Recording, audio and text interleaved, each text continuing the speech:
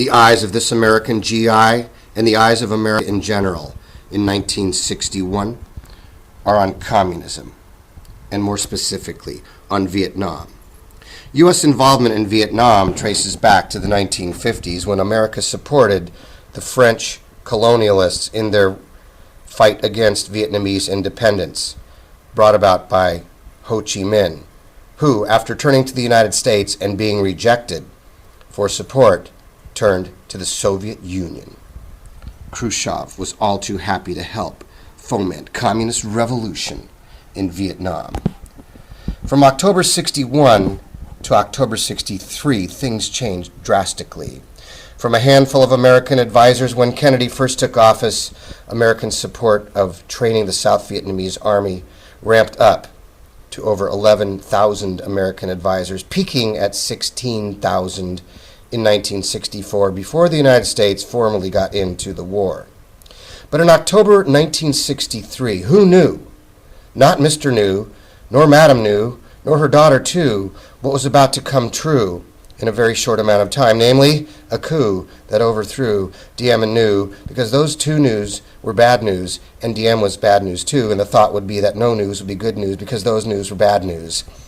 One of the architects of the coup, but to what degree remains for you to see, was Henry C., that is Henry Cabot Lodge, who would take steps, pun intended, to dislodge Diem.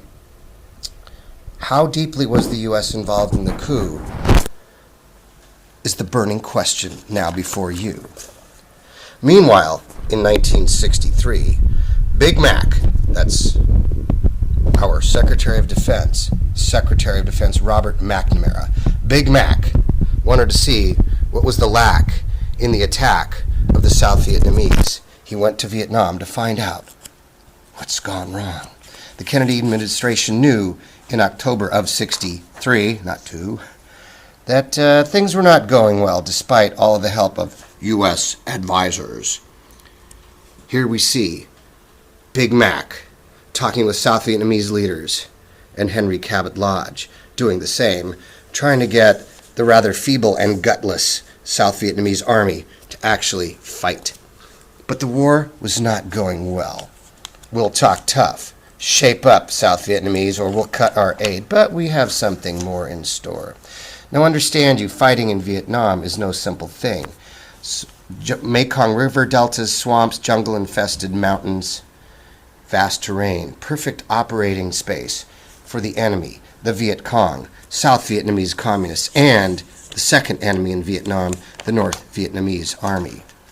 But Madame New, living in her palace, has no idea what's about to come to pass, for her husband and her brother-in-law will be thrown over by the coup and assassinated.